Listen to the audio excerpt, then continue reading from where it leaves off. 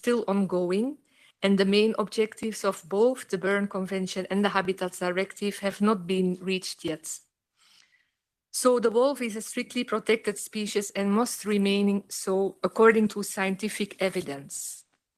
And the main justification that the Commission gave for its proposal is to protect livestock. But on the other hand, in the report that the Commission published on the same day as the proposal, the conclusion there in this report is very clear that only prioritizing and investing in preventive measures is the effective solution to prevent livestock depredation and to achieve coexistence with wolves. So if it would appear that tomorrow there would be a majority in the Council in favor of this Commission proposal, this would really be a very worrying precedent of a politically motivated decision that contradicts scientific evidence, trading EU conservation objectives to secure political positions and overriding the assessment and opinions of national environment ministers. We saw yesterday that the Minister of Agriculture from Luxembourg was now clearly supporting the proposal, while Luxembourg had been quite actively opposing the proposal previously. And as we heard, also the position from Germany hangs in the balance currently.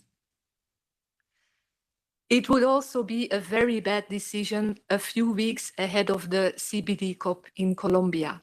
How can Europe ask to other countries much poorer than we are that they need to live together with tigers, with elephants, with lions, while we cannot live together with a wolf ourselves?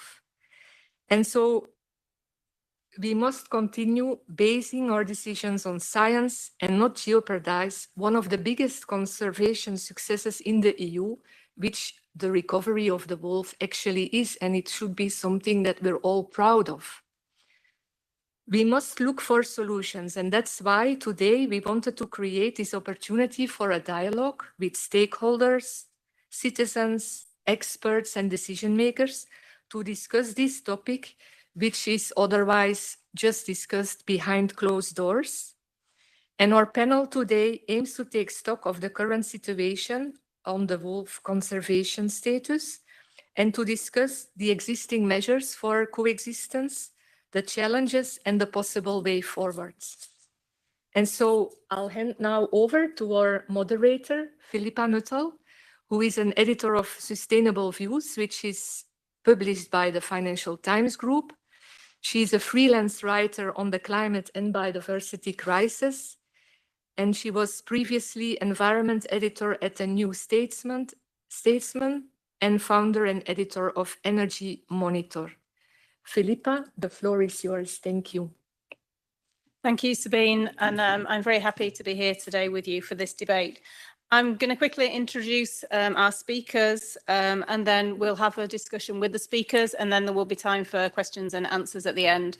For those of you who are online, if you can add your questions to the Q&A box, and then we'll go through those, and I think the EEB will ask the questions to the floor.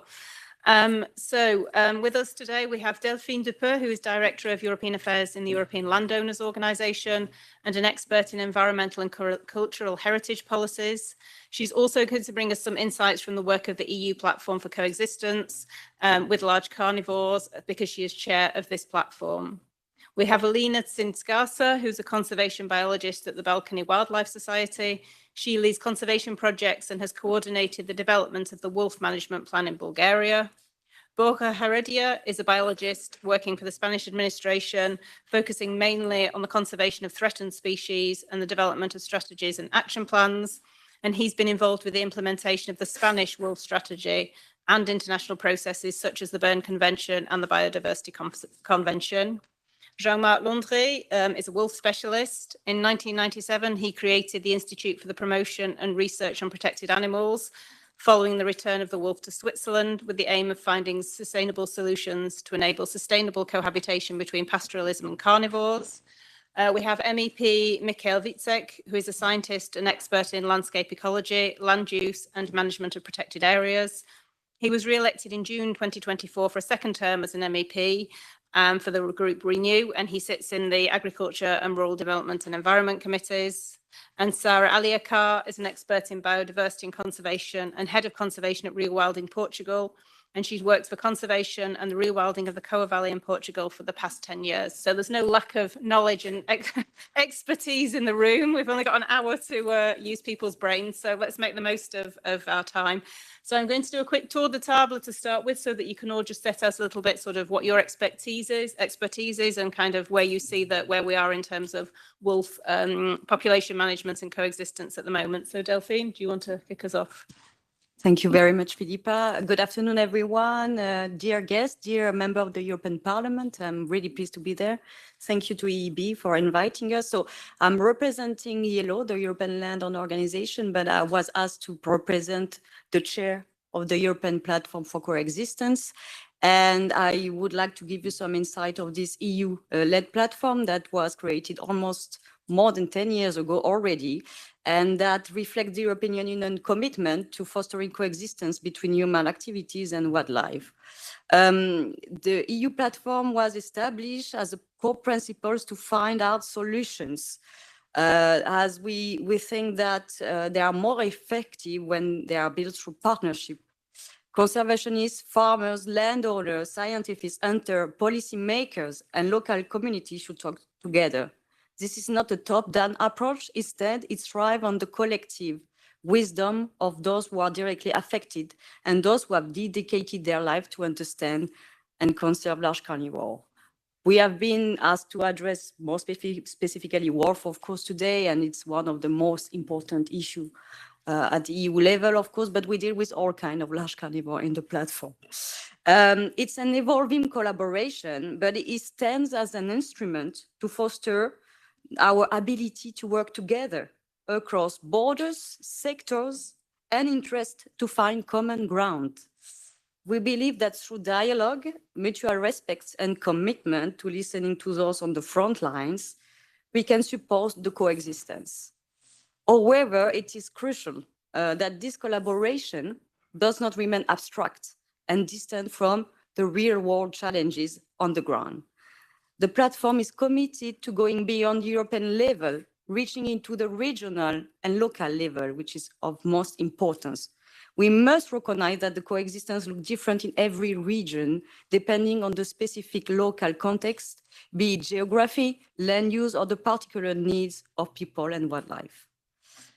By working at this level, the platform can support targeted research and studies that reflect the specific issue we are dealing with. You can see on the slide, maybe we can do one extra. We commanded a study on the depredation, and this is really important, as you can imagine. And we made also study on how the CAP funding are used. So we go into the details, and this kind of knowledge is of most importance if we want to address. So we recognize that there is no one-size-fits-all solution. Each community is unique, and the platform is here to provide a space for exchanging best practices, piloting new approaches, and finding tailored strategies that work in different contexts. The platform then is used as a hub for scientific studies and data collection, which is of most importance as we are discussing the scientific evidence here today.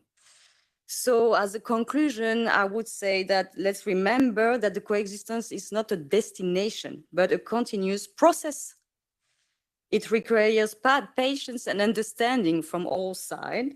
So through the platform at EU level, we try to lay the ground for long-term solutions. And that's really will be my final words. I will be happy to address any questions also from the side of the landowner. Thank you, Delphine. I'll now move to Alina, and if you could give us a flavour of what you're working on in Bulgaria. Thank you. Good afternoon, everyone. Is it? Yeah. I'm coming from Bulgaria, from a non-governmental organization called Balkani Wildlife Society. Our organization is a nature conservation organization. And we are engaged in wolf studies and conservation since 1992. Our work is focused on different aspects of dealing with the topic. Like I said, the studies are one of the main priorities we are focused on, because since we started our engagement, we realized that in this country, almost nothing was done on in-depth studies on the species and its population status. Then our conservation activities are also in different directions. One of the activities we started with many years ago was to revive the traditional methods for livestock protection in the country, because during the socialist regime, our local breed of livestock guarding dogs was almost driven to extinction. So this is what we developed, and after many years of work, we can say that the method is alive again, and it's being used actively by the farmers and livestock breeders. Then the education activities are one of our priorities, because as almost everywhere, there are groups of the society that still keep the negative attitude towards the species based on beliefs and other factors.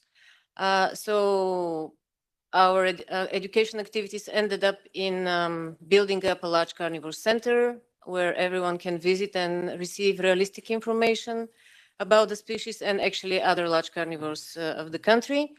And last but not least, we initiated the development and adoption of the wolf management plan for the country, because until 2 years ago, the country didn't have a wolf action plan, although it was obliged to have one. Yeah, in shortly. Thank you. That's a great opening, and then we can come back to you for some more questions afterwards. Borja, can you give us a flavour of what's happening in Spain, please? Thank you very much. Good afternoon, colleagues. Thank you very much to the organizers of this roundtable, which is going to be very, very interesting. I'd like to mention that wolf is now protected in Spain in the whole territory. It's a protected species. There's no more divide around the Ebro, the Duero River, as it was before. As a basis for this protection, we have developed a national strategy for wolf in 2021, which is very much based in coexistence. This is the focus of the strategy: how to make possible coexistence between wolf and farmers.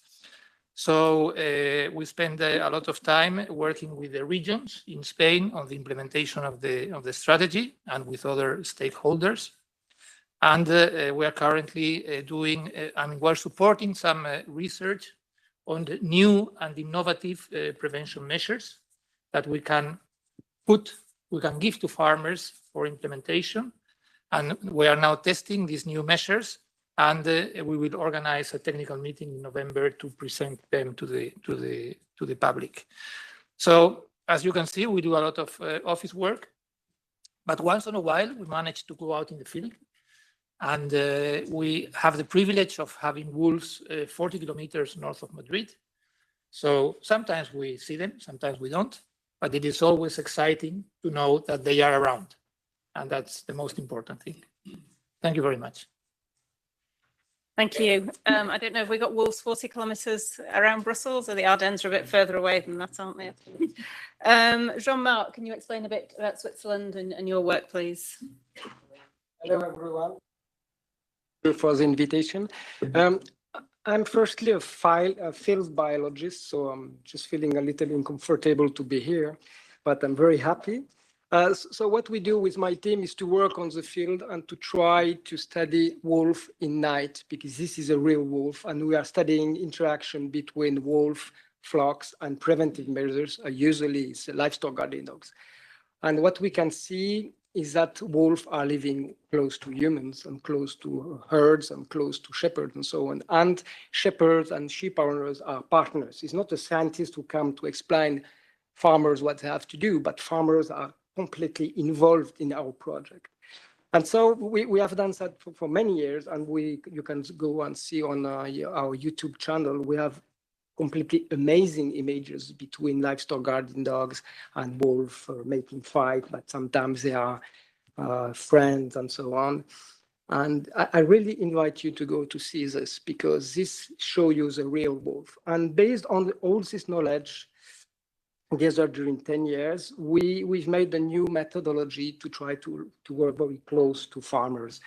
And one of the ideas is to assess and managing the risk of predation, because we consider predation as a natural hazard, and we should keep this in mind.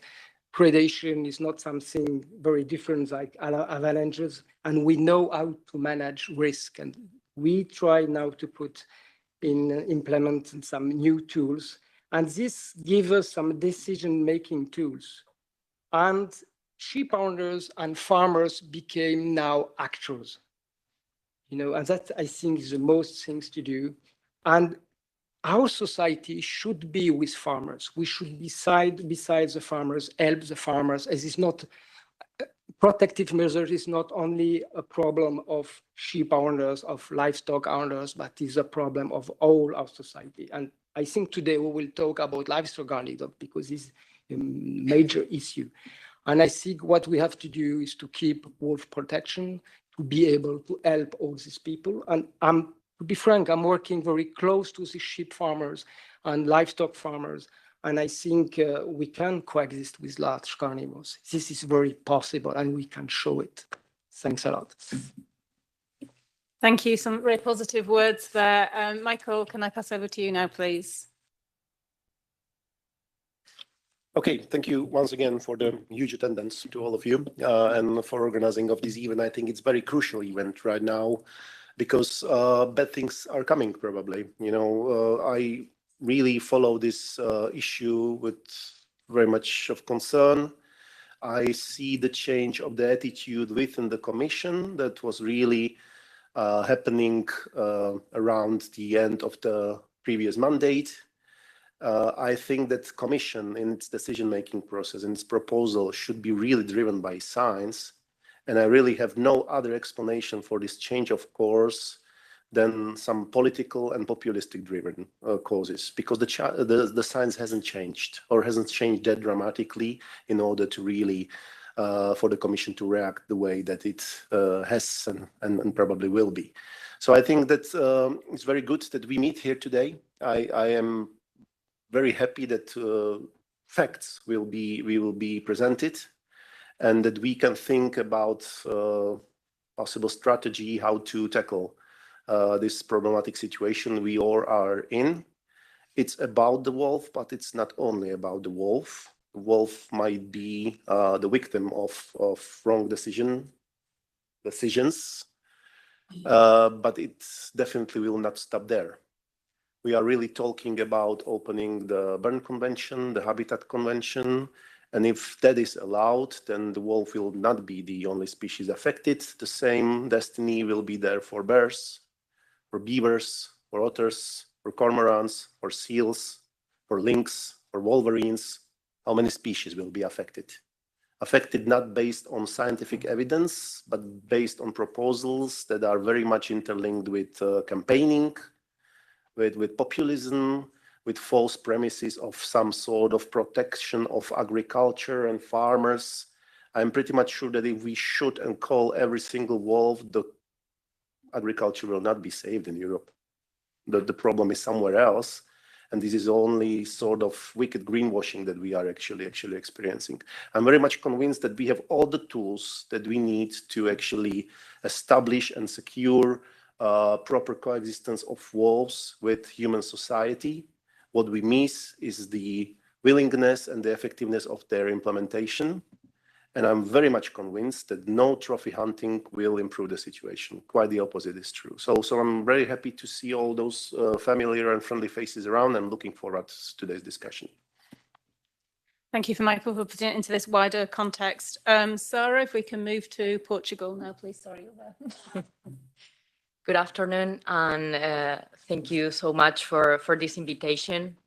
So Rewilding Portugal is showcasing in the Greater Coa Valley how rewilding is an effective solution to restore ecosystems, bring alternatives and development, socioeconomical development for people based on nature-based economies, and also mitigating climate change. Regarding the work we are doing with the wolf in Rewilding Portugal, so we are working on creating social and ecological conditions that can allow the wolf to thrive in an harmonious way with local communities. We are focusing in the Portuguese wolf subpopulation south of the Douro River, which is highly endangered and isolated. It is an unfavorable conservation status, the same that the rest of the Portuguese population. So I was happy to hear that the Portuguese government is against the downgrading of the protection status of the wolf. And specifically, our work on the ground consists on working very closely with different local stakeholders and local communities. One of the key stakeholders are, of course, livestock breeders. We are supporting livestock breeders with the implementation of damage preventive measures in the ground. Already, we have supported 130 livestock breeders in 4 years with livestock guarding dogs and also with fences, advice, and management.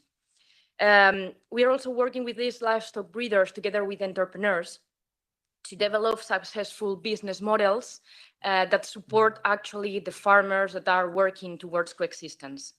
Moreover, we work with landowners and hunters to increase the abundance and the diversity of ungulates, the natural wolf prey, and which is scarce in many areas, like in Portugal, not giving much alternatives for wolves to feed in some of these areas.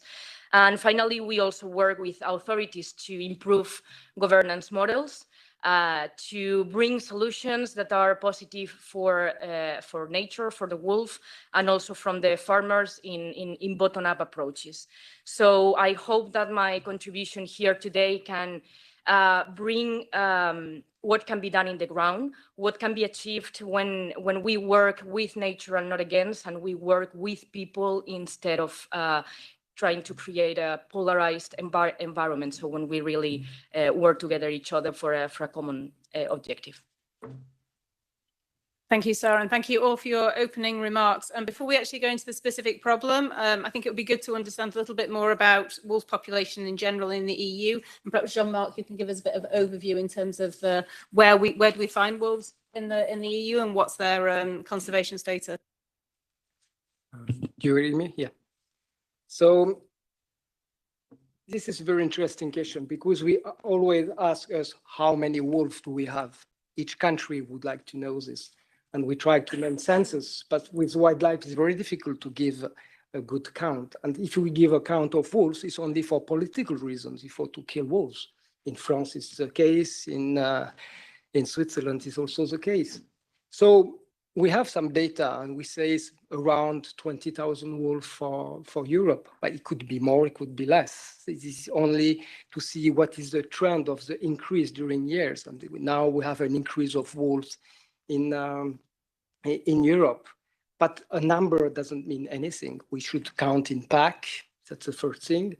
And we should see we have interconnection between the different subpopulation, and we have 9 subpopulations in Europe, and we have in Iberia, we have in the south in Italy, and we have the Canis lupus lupus in Balkany, Romania, and that's it. That's very nice, and we have many subspecies.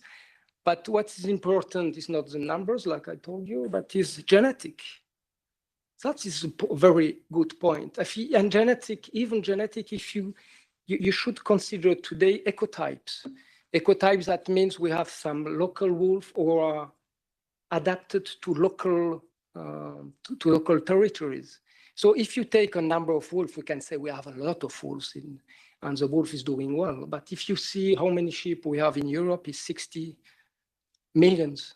In Switzerland, we have 500,000 dogs, 400,000 sheep. So 20,000 wolves doesn't mean anything. So we need to have more wolves, to have the interconnection, and to save genetics. And this is very, very important. And that's why I'm very concerned by the idea to lower the wolf protection, because the wolf is not done now, is not protected, on a genetic point of view. This is very, very important.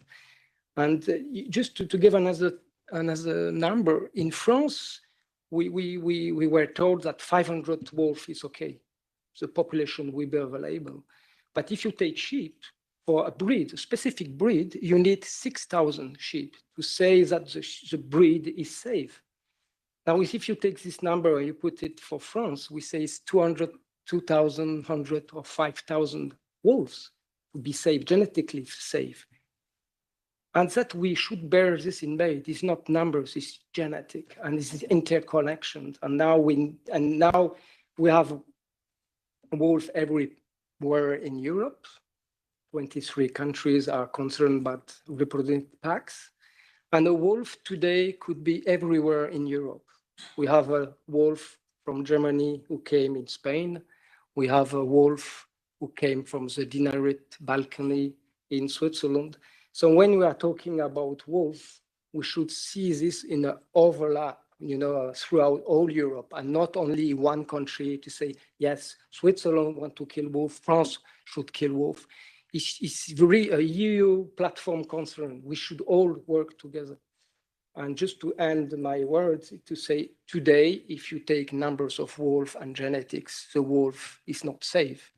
And the wolf could take we are on the balance, and if depending on our decision, the wolf could decrease very, very, very quickly. And that's the reason why we need to keep the wolf protected, strictly protected. You explain this to us better than me, and this is a big, big concern. And if I can add other words, for me, what is going on right now is not only wolf, but if we can deal in Europe, in the human-dominated landscape, if we can deal with this problem with the wolf, we can be with our farmers. This, for me, is a big hope that we can deal with climate change, with biodiversity, and all this problem. And for me, the wolf is a sexy species who can show is a tree who is hiding all the forest, and this is a big message we have to give to our citizens. If we can manage the wolf, will live with a so emblematic animal, this gives me a lot of hope for my children that we will be able to cope with climate change and all these problems we have to face now. And the wolf is part of all this process. Thank you. Thank you, Jean-Marc. You've explained very well about the wolf itself. Sarah, I wonder if you could explain to us a bit more about in terms of the wider ecosystem services and what else the wolf brings to communities and to natural areas. Yeah. So the wolf is a keystone species in the European ecosystems and the ecosystems of the North Hemisphere, and it's a top predator. So its existence creates a series of cascades down to the ecosystem.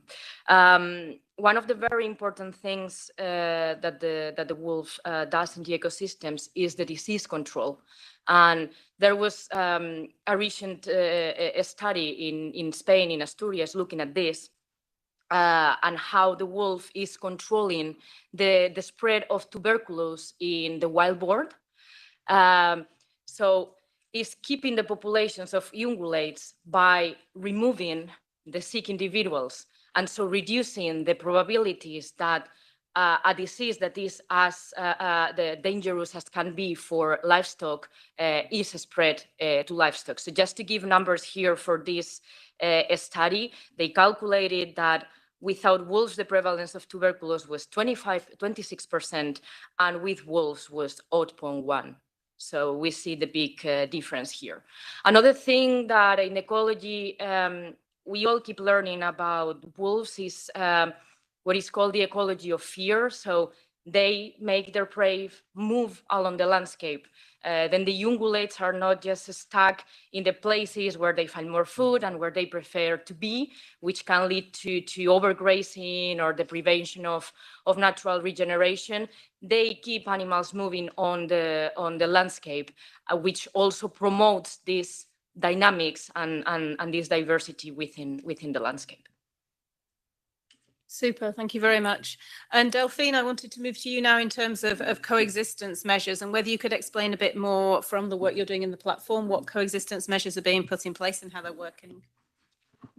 Okay, so I mean, the platform is only a stakeholder group that is discussing, and there is a secretariat that is in charge, is charged by the Commission to conduct some studies. And indeed, they were looking a bit more at the coexistence measure, how they are implemented, are they efficient, but also mostly, do we have sufficient funding to put them in place? Who is bearing the cost? And this is a real concern because we've seen that a few member states are really uptaking those measures. They're existing, but are not used properly. And this was addressed several times. And I think it's really useful that we have a mapping, because really often nobody knows what is existing. And I think there is a lot to do at the level of, the member state, national authorities, how to use what is existing in terms of mechanism. Yeah, you do well to put the map, because I think it's really interesting because, first of all, coexistence measures are not the same. Like you can have a diversity of measure putting in place, and you can have them all together. And I think this is the most efficient, to have a toolkit, I think. And this is very much what we value also as ELO, to have a several instruments to be used to be able to manage this coexistence. And this is the role of the platform, to bring this information to our stakeholders mostly, but also when we move to regional platform, because this is the most interesting from the platform, we go to the regional and local level. We meet everyone on the ground to see what is at stake, because again, I will repeat myself, but I think it's, according to the circumstances in the local area, it can be very different, and it's also valid for coexistence measure. So you have difficulties on the ground and you really need to study before putting in place those measures. Super, thank you. And Borja, I wanted to come to you, so that's great you had your hand up. If you can give us a bit of your experiences. Yeah, thank you very much. I just want to add one point about the coexistence and the preventive measures. A few years ago, there was a live project where Portugal and Spain were involved. It was called Live Coexistence. So in this project, some methods were given to around 150 in central Spain. In particular, electric fences were given, large guard dogs, and just conventional fences. So this was very well received by farmers. But then 10 years later, after the project had finished, some people visited again these exploitations, and they could see that the farmers were still using those methods and that the methods were working.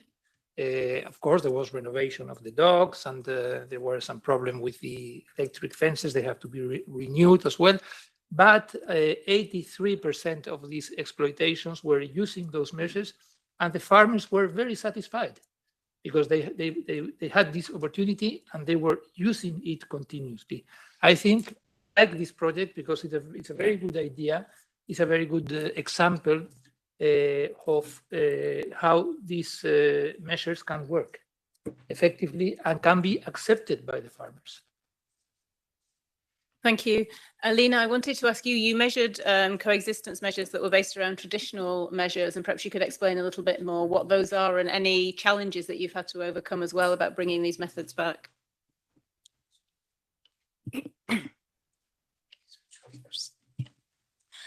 Well, if we speak particularly about Bulgaria, the traditional method which has been used for centuries is the livestock guarding dogs and full-time shepherd on the pasture.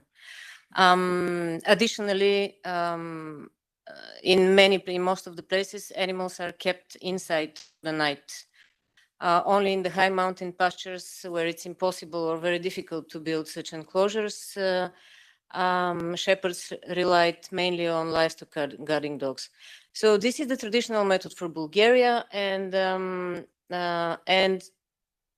fortunately, when we started working, it was nearly lost for only a few decades. some dogs were still available and were used on some some local areas. So the knowledge was still alive. People wanted to find some dogs, and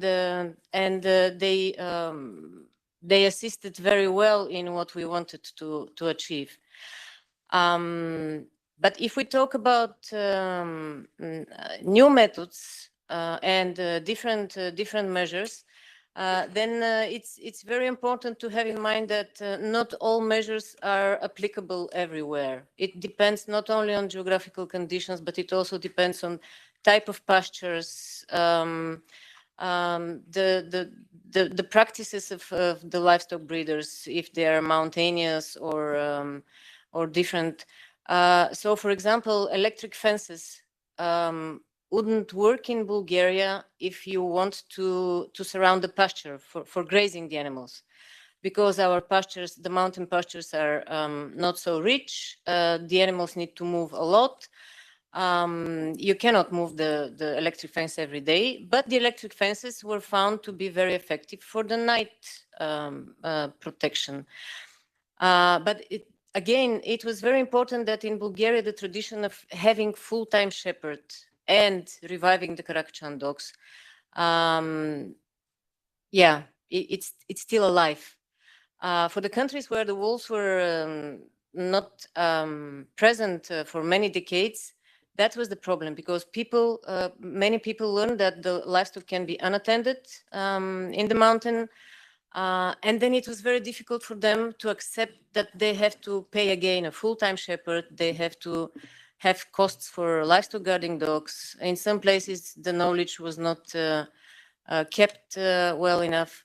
So yeah, these are a lot of challenges. But after the last 2 decades, when a lot of projects and activities have been already implemented, there is a huge improve, I can see. So it is possible. There are challenges, but we need to find ways to co-adapt. Thank you. Borja, I wanted to come back to you in terms of, you said that wolves are protected everywhere in Spain. In the areas where this has been more recent development, are there certain challenges you've had to overcome, and how have you overcome these challenges in working with local communities? Yes, I mean, the problem here is that in areas where the wolf has been extirpated, it is very difficult for farmers to accept that the wolf may come back, because they are now used to live without wolves. So this generates the main problem. But I think the issue here is to really work closely with farmers. I mean, understand which are the problems, what they need, and be able to help farmers with budget lines, with different instruments, with different or maybe new methods for coexistence, and you know, just have a very close relation and organize trainings on the use of these measures, and you know, that they feel that they are being listened, and they are being. This leads us to the issue of participation, but I think we can speak about participation later. Okay, great, thank you. And Jean-Marc, we've heard a lot about working with farmers. Perhaps you could share some experiences working with the farmers and how best to incentivize them to engage in this process. So what we do is to be very close to farmers and not to politicians or to, I don't know the name in English, but syndicat. We are unions. Yeah, we need to work with very close farmers, and we try to listen to them because they have a lot of experience. In the south of France, where we are dealing since many 20 years now, they have a knowledge, and we need to share this knowledge with science. That is very important for us. And when you bring a new tool, you have to explain and to exchange with them. And the main problem we could have in France right now, like in Switzerland, is livestock guarding dogs. Because everywhere we use livestock guarding dogs, we know how to use them. We know how to introduce livestock guarding dogs, but the society is not accepting livestock guarding dogs. And so we have a big conflict with the other users. And this is the main concern today. And It's the same when you say we would like to implement a new way of protecting your flock, but you need to be on the field with them. You need to be a practitioner. And I think the main problem we have in Switzerland and in France is when some ideas come from the top, and they do not know what's going on the lower level. And I think one key point is to be close to the farmers, to be with them, and to be a farmer yourself. You need to know their life. They need to be your friends, and they're not enemies, And I think this is very important. And we have to be very careful, because when I'm talking with cow owners, with sheep owners, we have the same idea. I'm a wolf biologist. I'm working with them, and we have the same ideas. And then when you go upper level, start to be more political, and then you have other ideas. But these people there do not represent the farmers on the field. And this is very important to know this.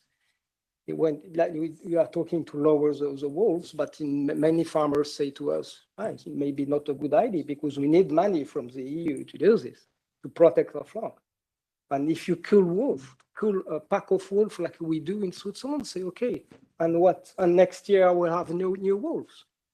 They are not stupid, these people. They just know how wolves are living. So we have to be with them. And if we have them with us, I think we can coexist very easily, Okay. And Borja, perhaps from an institutional level, because there's quite a bit of criticism, it would seem there from a political level, how has it worked in Spain that you've been able to work with farmers from a political level, perhaps an institutional level? Yeah, well, this is the issue I was mentioning later about participation. I mean, wolf management involves different stakeholders, and we have to be able to bring these people together around the table and establish this kind of participatory processes. There are some good examples in the EU, like the EU platform for large carnivores, which is working very well. And there has been other projects funded by the European Parliament to create platforms in different countries where there is a problem with wolves, and get together people that otherwise would never get together. Just involve the key players, the key stakeholders, and also I mean, there was one of these platforms in Spain, in Avila. It worked quite well, and also consider the role of a mediator. It's very important to have this kind of figure, mediator, which is able of listening to everybody and bring the messages that are being conveyed. So I believe that these participatory processes are very important. I think they are not enough used yet. We have to work more along those lines and get used to sit together like we are today with the different stakeholders and the key players. Great, thank you. And Delphine, from the platform, are there certain learnings that you think should be shared with people here in terms of how you can encourage this participatory process?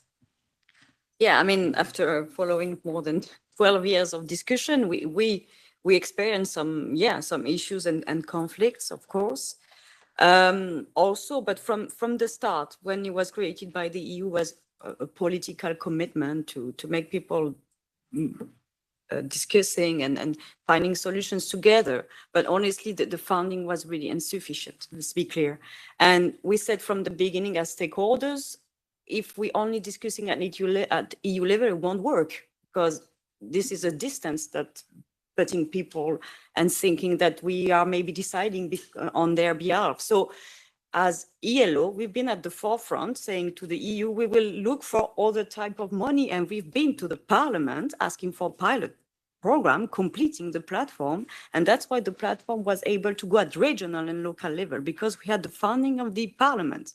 So I think it has to be said that it demands a lot of more money from the institution side, and that everyone needs to feel committed to that. And I have to say, it was supported by MEP that are not always, you will think, in favor, So I would say that it's this collaboratory approach that was working. So this regional aspect was really essential. And from this start, we are going everywhere a bit in Europe. I've been to Vercors in France, a very interesting case where they had a mediator to work on a common narrative. And it was very interesting to see how they were trying to build a consensus on a message.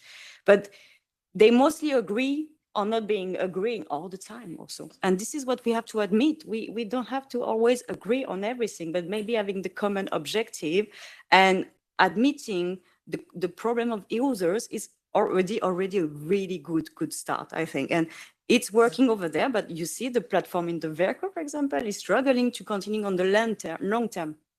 So that's the problem. We have the funding for 2-3 years, but what happened after? And the war would not disappear. So I think the question, and this is more with my ELO hat, I would say, is who's bearing the cost? And you know, this is the problem we have with all kind of issues related to conservation, etc. And I think some are struggling understanding how they can do what they, and the success come from live project or projects on the ground that are the possibility, the training people, the guy who's going on the ground, helping on the fences. I see it's working when you have people helping you how to do, but it demands a lot of financing. And let's be clear. So I think the platform is really useful in that sense, because we are trying to promote those kind of really concrete measures that could be put in place to increase the level of confidence into the politicians also. Because, I mean, the platform has no role of advocacy or political commitment. That's why we're not taking positions. We are just there to listen and trying to come up with common understanding where we should go for the future. And I think it should be continuing to be supported. I know the Commission is dedicated. And of course, with the increase of conflict, it will stay really relevant. So I invite everyone, by the way, to look at what we have, best practices. We have a lot of case studies and it's amazing, but the problem won't disappear. I just want to say it will continue. So we need to be present, and nobody's questioning the coexistence. I can say from, you know, the beginning was maybe a struggle, but now nobody is questioning the coexistence. Maybe the way of approaching it is different. I do admit. Some are asking for a level of flexibility that maybe others would not agree upon. But again, we all aiming at the coexistence at the end. So I think my message. Great, thank you. And I think, Michael, this is the perfect point to bring you in. If you could explain a bit more, what do you see the role of the EU and the institutions in this debate, and perhaps respond to some of the comments we've heard around the role of the EU? Okay, thank you very much. Thank you for all your contributions. First of all, I would like to stress that all that you have actually contributed right now, you have expressed your experience from the field. I'm very much sure that the Commission, who is the key player in this issue, is very well aware of all of this. It's not a new knowledge to none of them, but the problem is somewhere else. But I will start with something different. So if you ask me what the role of the authorities and of the institution is, there are several levels of the problem. Let's start with the field. As I stressed before, I think we have all the tools that we need for a proper coexistence with wolves. For that to be actually true, for the coexistence to be established, I think that it's a very important role of the states or of the government to be present in the field in those various forms that are needed. I'm talking about really the service that the state can provide to stakeholders, to farmers, to tourist organizations, to public, in order to make sure that the public is not scared or afraid of wolves. You know, in order to prevent the damages, in order to be really present and to somehow settle the situation that everybody would be actually welcoming the reality that wolf is spreading throughout Europe. And I need to say that this is a huge story of success for European nature conservation and protection, that the wolf is back. It was almost extirpated from Europe. It was almost lost completely. And now after decades and hundreds of years of being extirpated, it's coming back. And it should be really a celebration of the European nature, because wolf really plays a crucial role in our natural ecosystems. We know it, we know for sure. Everybody is aware about the situation or about the effect the wolf has had when reintroduced into Yellowstone, the wide effect on whole landscape, boosting biodiversity, boosting recovery of forests, of streams, and all, everything was already recorded and assessed properly. So we know that the wolf is a positive message to our nature. I would say that the wolf is a positive message also to our society in the terms of attractiveness of the regions, of the areas, if there are people lucky enough to encounter the wolf in the free nature, I am pretty much sure that they all will say that this was a life-changing experience. It's miraculous. And nowadays, to meet a creature like a wolf in its natural environment, to hear it whole, like I got goosebumps, and I wasn't that lucky. So I have seen footprints. I have seen prey being with bear or something like that. That was originally killed by wolf, but never witnessed a wolf. That's something that I'm still anticipating and hoping to see in the near future. So I think that there is a lot of positive effects of the wolves that we might or we must to exploit. What Jean-Marc was actually saying, if we manage to find the coexistence with wolves, we probably will be also successful with other problems we face, with other crises we face, with the biodiversity crisis for sure, but with the development of the agriculture areas as well. Wolf could be an added value for the agriculture if dealt properly. So I think that the state really should not neglect the situation, and especially in those areas where wolf is coming back after a long time of being extirpated, that needs really a specific approach of the authorities in order to provide service, to provide technologies, to provide compensations, to provide advice, and even to provide a very specific cooling if needed as a last resort, because that is all that we have at our disposal already. So why not to use it? What I'm afraid is actually that all of these arguments will be ignored very soon, maybe tomorrow, and that the member states will propose actually the widespread culling of wolves, despite of the arguments we have presented and we know about. And I think that this is solely a political issue, not an ecological issue, not a factual issue, but a political issue. And I'm frankly afraid of such policy to be witnessing to happen in Europe, because what's the message actually that this policy will send to the public? That we are willing to barter our comfort of not doing proper things for actually the possibility that we in the position of the stronger one are willing to attack the weaker one, to get rid of the problem by extirpating the wolf from our landscape. Come on, this is not the European way of thinking, or I suppose, or I hope it's not so, because this is really properly the argumentation coming from far right, that nature protection is something that we should get rid of. And I'm really scared to see that the member states, that the solid pillars of European policy, like Germany, like France, are actually proposing this madness. And Commission might be the culprit as well in this regard. So, and the Parliament in here, come on, let's be frank to ourselves. We have submitted 2 INI reports asking for lowering the protection status of wolf, which originated from the Agri Committee, which has no competence to actually ask something like that. And the plenary was ready to support that. That's strange proposal. So let's be frank. All of us is being involved in the wrong direction, I would say. And I really think that the outcome of these negotiations, if they are going to the direction of lowering the protection status of wolf and other species, would be very harmful for the credibility of European Union, and it will not start there. Not stop there, sorry. It's about the rule of law. It's about being credible, it's about being democratic, it's about being effective, it's about following our strategies that we all decide on.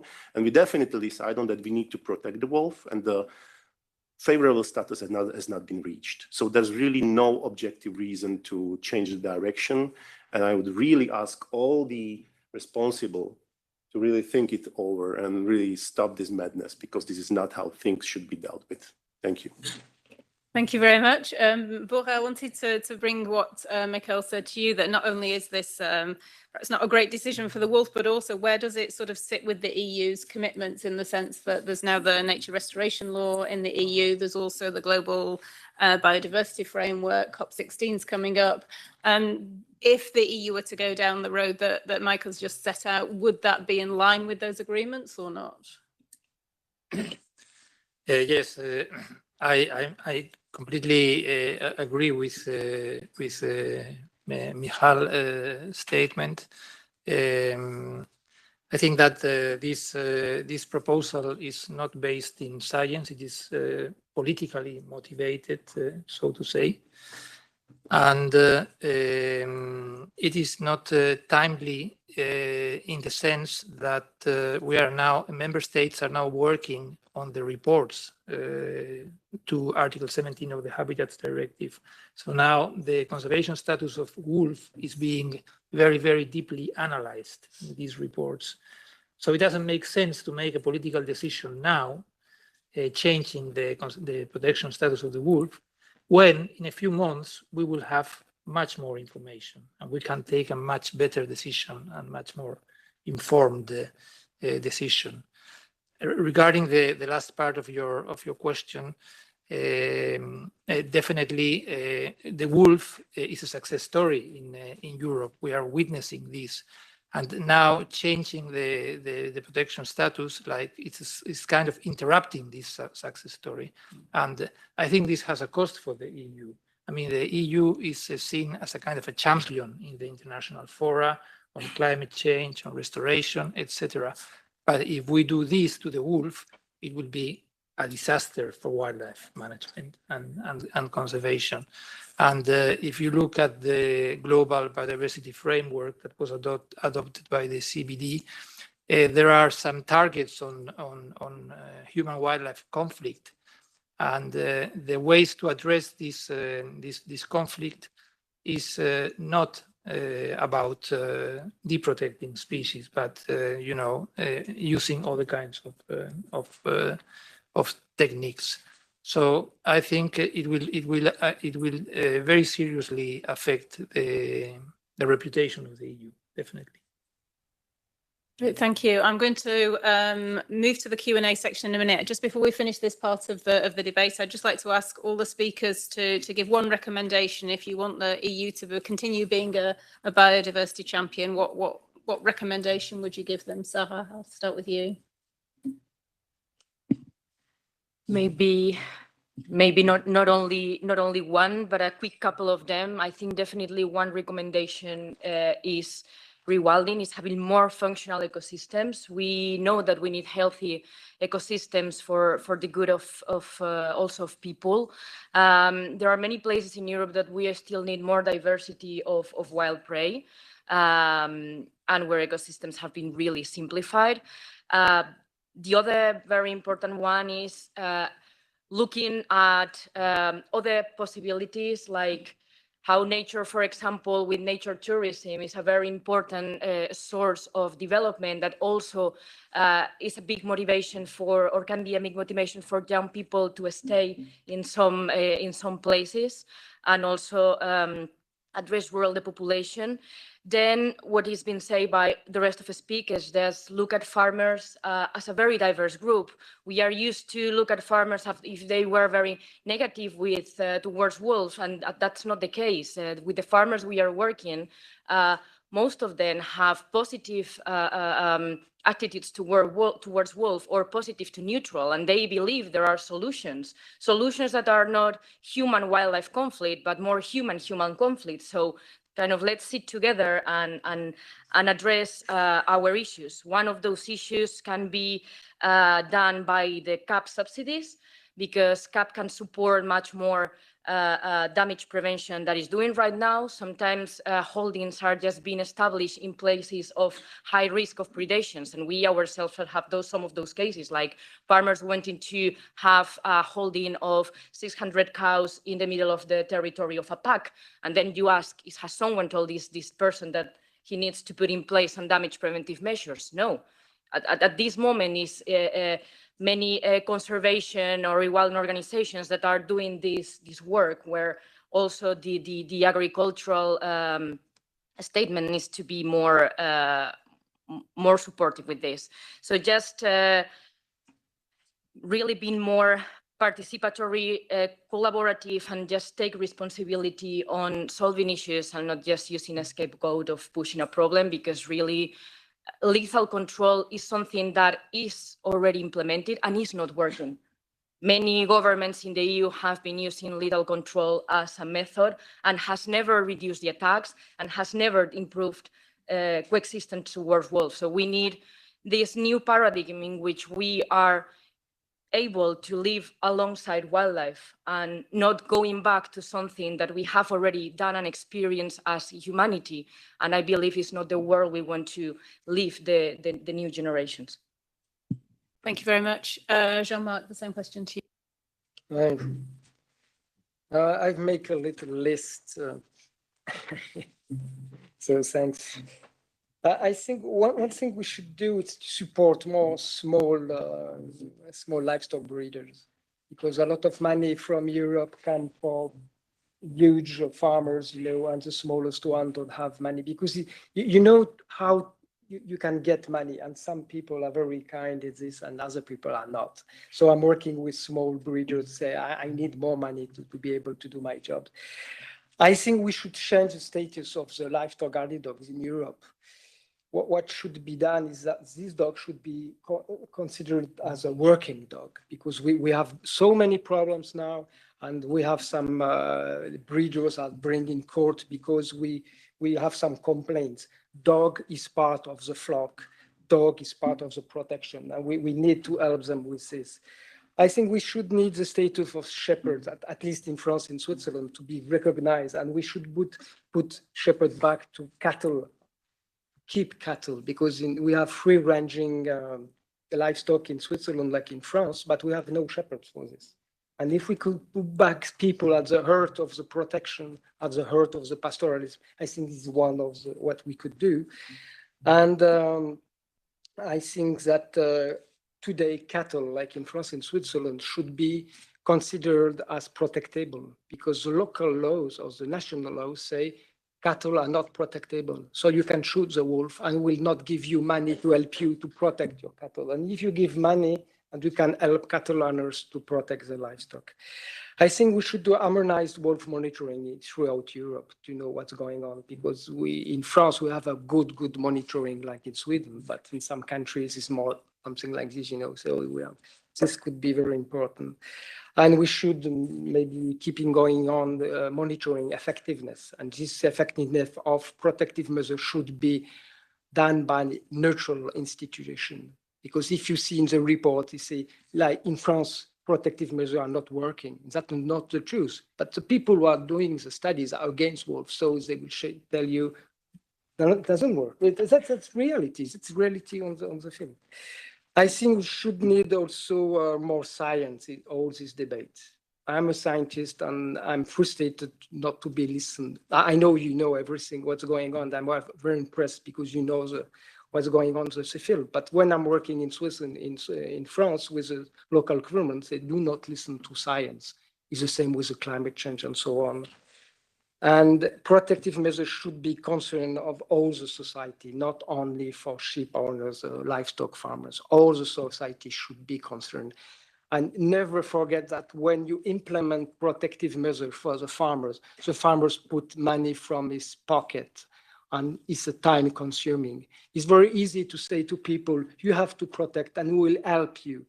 But when you have to put the fence, when you have to raise the livestock guardian dogs, each farmers have to put his money, and this is not fair for them. And I say, yeah, and people should be put back to the heart of the pastoral system. We should put bags people on the field. I see this one. Yeah. So that's my recommendation. Thank you. Thank you. If I can ask you to just be a little bit shorter, otherwise we're going to have no time for the Q&A. Thank you. Merci, Jean-Marc. Thank you, Jean-Marc. You said it all, I think, really. So, I mean, but I would say simply easy is supporting platform of dialogue, being at EU level, but regional and local level. This, I think it's of most importance, and it means financing. Yes, that's a problem. So I think it's really important that we keep continuing promoting those type of dialogue. Second, but Jean-Marc said it, but the science-based was a lot mentioned, but we still have a lot of gaps in the knowledge about the work because they are difficult to study. So we need to promote that. And I know it's coming, EU is financing, but this is really important that we continue this research.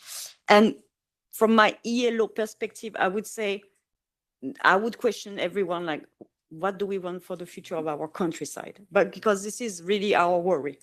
And these all messages on shepherds, etc., keeping livestock breeders, for us, it's essential. And we've seen that there are no shepherds anymore. You don't find them anymore. So what do we want for the future? Do we want to keep them? How do we want to address that the future of the countryside is also important in this whole picture? So this is also my recommendation. Let's discuss it.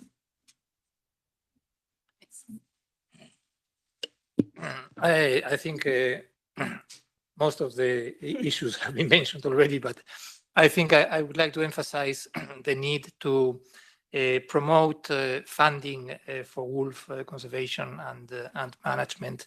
I mean, find innovative ways of funding for compensation of damage. In Spain, for example, we have since 2021, we have a budget line in the general budget of the state with 20 million euros, which are painted there since 2021, which we distribute to the regions so that they can manage properly and seek coexistence. It had never happened before that a particular species had a budget line in the national state budget. So this is something that could be an example. And just to finalize, I think we have to look at ways of getting more support from the common agriculture policy, where there is a lot of money in the common agriculture policy. How can we use money to support wolf conservation? There are ways to do it, but we don't use them. So it is infrautilized, the money is lost. I think we have to make really an effort to change this and use the common agriculture policy for wildlife conservation as well. Perfect. Thank you. Elena? Thank you. Yeah, I also have a list, but I try to make it shorter. I mean, hopefully in the questions you'll be able to answer some more. One of the key points Jean-Marc already raised, that we have to remind European Union to listen to science, which is very important. I can give some examples, of course, mostly from Bulgaria. If we talk about wolf genetics, what we found, although the wolf population in Bulgaria was always there, the wolf was always there, it was never eradicated, we have genetical problems because of this permanent hunting and destroying the structure of the wolf pack and the population. So here it is, we have the numbers, but the wolf as a species has a problem. We all know that we want to keep the species wild and genetically pure, because hybrids bring us more and more problems in all kind of fields. So science, it's known that destroying the structure of the pack, then more problems with damages on livestock. This is connected. Also, we don't need to be focused on numbers. There is very simple example I can give again. Living together with the population is nowadays assessed about, let's say, mostly 1,000 wolves in Bulgaria, but they're there in good numbers in all the Bulgarian mountains, and the shepherds are there. There are damages, but they're on acceptable level. If we look at the time when the wolf entered France and Switzerland, what happened? There was maybe 2-3 wolves and they killed hundreds of animals. So the question is not in the wolf numbers. The question is how we learn to live and coexist and co-adapt, as I said.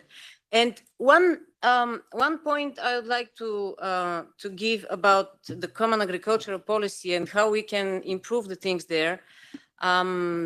At the opinion of my colleagues and me, and we have said this on many meetings, that maybe we should turn more, the European Union should turn more attention to find way for incentives for livestock breeders to use preventive measures than to spend so much money on compensations.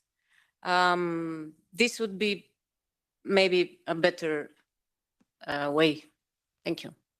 Thank you. Sorry to rush you as well, but we've got 5 minutes now or a bit less if we've got any questions. Can you just state who you are and where you're from? The gentleman, I'll take a couple of questions. Yeah. Niall Curley from Club Cogeca, the European Farmers and Agri Cooperatives. Thank you for the event. I would, I heard a lot of things echoing to the extent that it sounds nearly like an echo chamber, that we need to talk to farmers. We need to talk to farmers, we need to get farmers in. Where are the farmers? Where are the farmers on the panel? I'm sorry, it's very difficult to hear about everyone's how we should be talking to farmers, talking with farmers. This is what we do with farmers. And even though we asked even to invite the organizers of this to provide a sheep farmer or a normal farmer from France, Germany, Sweden, it was rebuffed. And so I really would bring that up, first of all. Second of all, one of the things on this is repeated repeatedly. Sorry, I'm going to just ask Sophia, can you get to the question because we've got 4 minutes? Thank you. It's more of a statement. On facts. With regard to facts, the IUCN report from 2022 states specifically 19,000 wolves. That is a fact. I think we all take the IUCN as basically the Bible for species numbers. That is a fact. In between 2013 and 2018, we had between 11 and 17,000 wolves. It was really around 13,000. That is an expansion of at least 7,000 wolves. Sorry, can you ask a question? Because there's lots of people in the room want to ask questions and we've not got time. So you can just ask a question. What are we doing here? I really don't understand how this is a conversation when we don't have a conversation. It is a monologue and we're not addressing the actual issues of coexistence. We're talking about how we should do it and not with the people who should do it. Thank you. Sorry to cut you off. Thank you. The lady next to you. Yeah, Sabrina Dietz from FACE, European Federation for Hunting and Conservation. I also have a statement, but it will be very quick. I think it's very important that we don't forget that no matter if the wolf is protected under Appendix 3 or 2 in the Berne Convention or later in Habitats Directive under Annex 5, the member states they still have the obligation to maintain and restore favorable conservation status for the wolf, even if it's in Annex 5. The member states still have the obligation to do monitoring and to address threats and pressures. So I think this is very important not to forget in this discussion. Thank you. Sorry, did you have a specific question around that or just? No, sorry, it was also a comment. Oh, sorry. Dutch news agency ANP, and this is a question. You are talking a lot about countryside and farmers, but in the Netherlands there is an issue with wolves, and you could hardly talk about countryside because it's densely populated area. Same is the case in Flanders. So what would you say to people that say, well, could not have the wolf everywhere in Europe? Maybe some areas densely populated, they should be able to expel the wolf or maybe even kill him. And other issue in the Netherlands seems to be that there are what they call problem wolves. They have become too tame and they attack cyclers, children. What about these? Excellent, thank you. Are there any other questions? Otherwise, and the last one over there we'll take. So thank you very much. It's a very interesting conference. I am from the European Physical Society. So I'm scientific. I have a question, two questions. Why is not possible to have some special protected territories for the big carnivores in all the European country? Nobody can kill there, including the wolf. Huh? I didn't hear about it. If it's possible, if it's not possible. A second one is I don't see a research concerning methods to protect domestic animals against wolf attacks, and especially for the farmers. You have dogs, you have electrical protection, you have a lot of another, and I don't see research in this domain. And I can give you an example from my experience. The farmers are using tools with artificial intelligence to give them the method to consume less energy, that they don't have to pay too much. To these tools, you can add the tools for your wolf protection and wolf monitoring. And to go to the farmer and say, look, we have these methods. Can you tell me your problems and what you propose? Okay, thank you. Delphine, perhaps first of all, you could, I don't know if you've got any comments to make about the Netherlands and then potentially the idea of protected areas or AI and other. Yeah, I think it's a really important point what you're addressing. We as ELO, I put my ELO hat, I think it's something that we call it like hotspots, where it's really highly densely populated, and there we have really increased conflicts.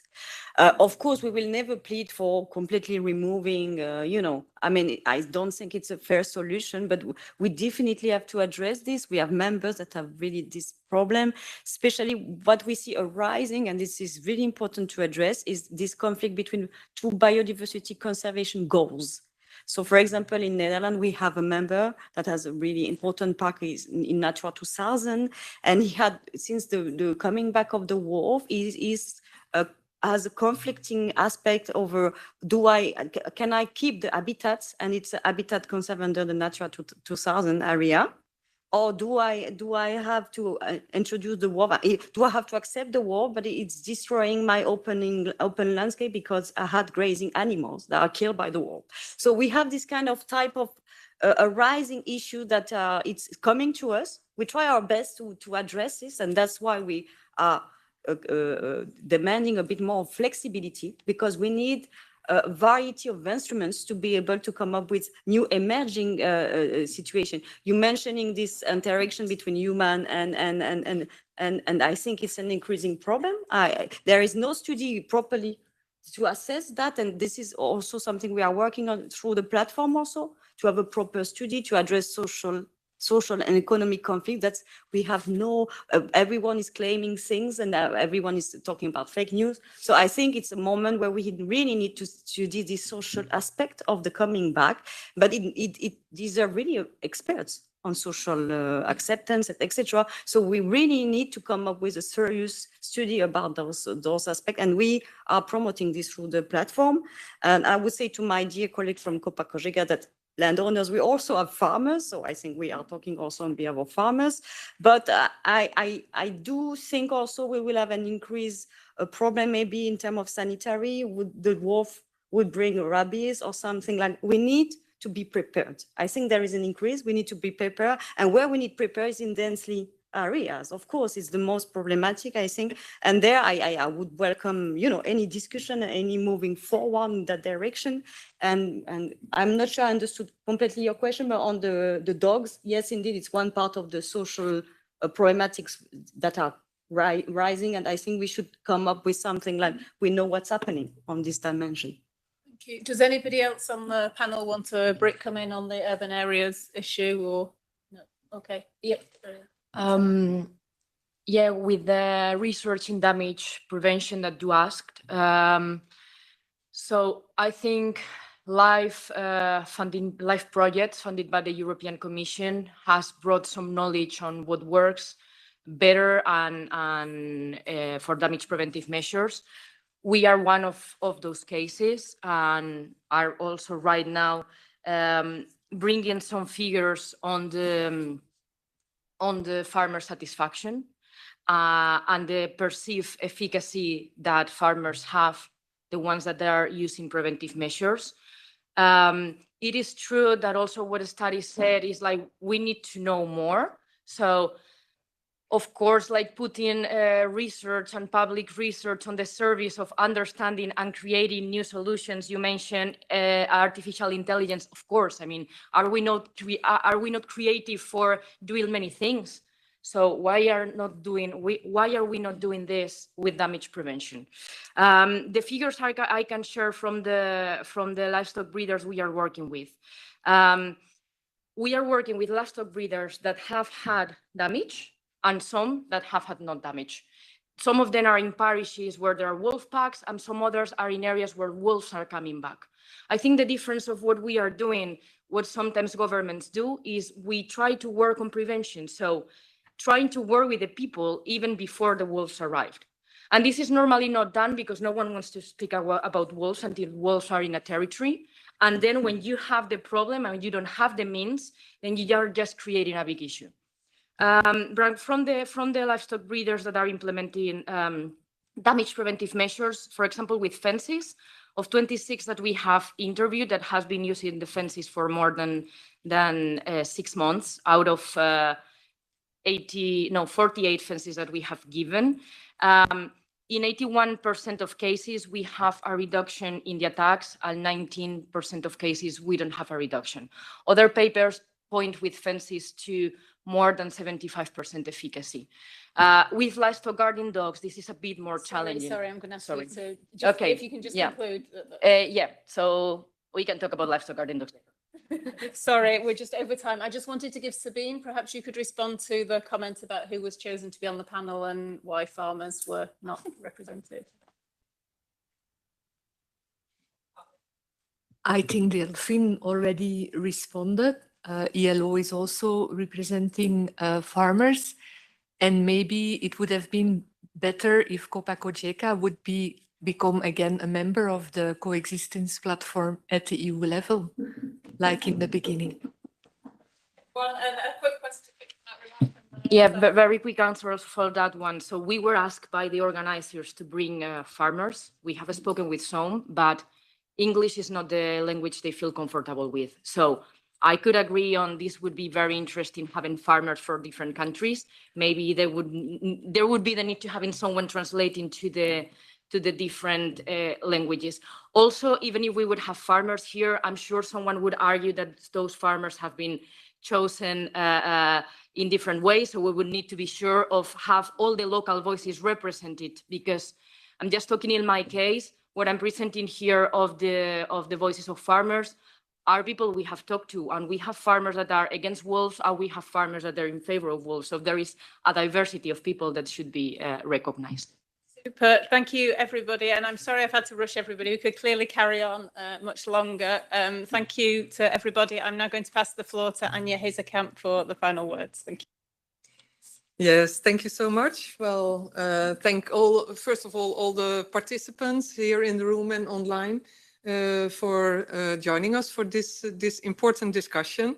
Of course, I want to thank my co-host, Michal Jezik and Cesar Luena, and also the European Environmental Bureau for organizing this event. It is about an important topic. In the 18th and 19th century, wolf populations in Europe were partially or even completely extirpated by humans with hunting rifles and by destroying their habitats. And it took 150 years for the wolf to recover. And it is important to emphasize that wolf populations in many parts of the European Union are still in vulnerable or near threatened condition. The partial recovery of wolf populations in Europe was possible because of the strictly protected status of the wolf. It is a success of our nature conservation and nature protection in the European Union, and we should celebrate it. Yet today, the wolf is again in great danger. A populist proposal by, well, let's say it, by Ursula von der Leyen threatens the long-term survival of wolves. The Commission's proposal to allow killing and mass killing as well of wolves will be discussed tomorrow in COREPER. And there will be spoken with member states, representatives of member states. And on the 16th of October, it will be discussed in the Environmental Council. So it remains uncertain until now what the outcome of these debates will be, but I'm scared. I think that's the word. I'm definitely scared that the strictly protected status of the wolf will not survive, despite all the scientific evidence that it is practically needed, this strictly protection. If we want to avoid another mass killing of wolves in Europe, then this is the moment to stand up. Guns are never the solution. As pointed out by our experts today, many measures can be taken to achieve peaceful coexistence between wolves and humans. And we talked about fencing, we talked about guarding dogs, and there are many other innovative solutions to achieve this coexistence. And one of my favorite solutions is an innovative sheep collar that is developed by the Dutch Institute for Coexistence with Wildlife. And I would definitely urge you to look into that. It's quite an interesting solution. Peaceful coexistence starts with informing people properly. And I have here one example. It's a leaflet by the Dutch province of Drenthe. It's a region, a province in the Netherlands. And it is a good example of how to inform people, how to involve people in this crowded urban environment. So it says, keep your distance. Don't follow the wolves. Don't try to make a nice picture. Don't feed the wolves. Keep your dogs on a leash. And for many of you, this might seem quite unnecessary to have such a leaflet because usually wolves avoid people. However, in the Netherlands, which was mentioned before, encounters with wolves are also very, very, very rare. I never seen one, but they are possible. And in a country with far too little nature areas, and natural areas are also small, very small, and not connected with each other. And adding to that, we have a high population density. So it is necessary that we invest in robust natural areas, natural wolf habitats. We need to really connect them together, not only in the Netherlands, but also with surrounding countries like Belgium and Germany. We need not only to inform the general public with information like this, but also farmers. We need to inform and to involve farmers because, of course, not only in the Netherlands, but also in larger parts of Europe, most of the sheep are kept outside, unprotected.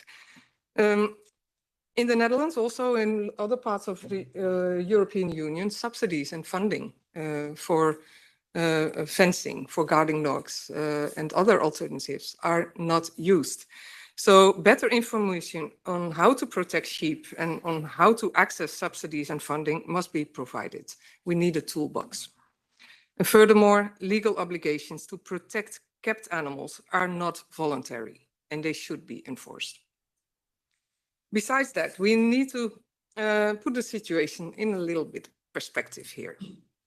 There live about 20,000 wolves in Europe, while farmers keep and kill every year 9.5 billion animals. including around 60 million sheep. So let's be honest. Animal agriculture has a substantial higher negative impact on protected species than one of these protected species has on animal agriculture. Public acceptance and understanding of wolf behavior is crucial to achieve peaceful coexistence.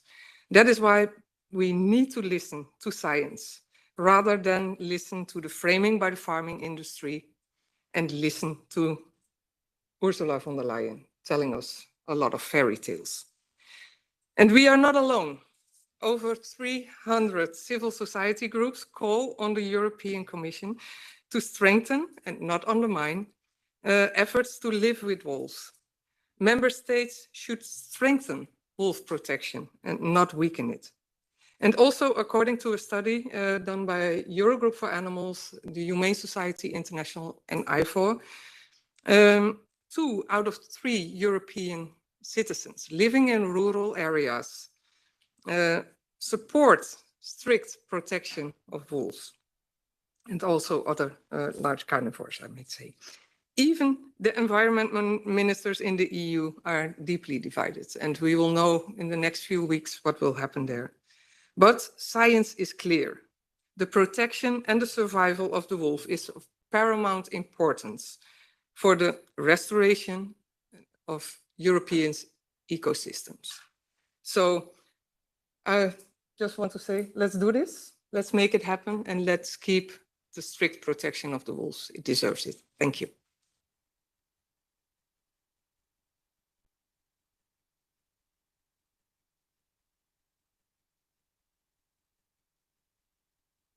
And I think everybody can go now and carry on the conversations. Thank you.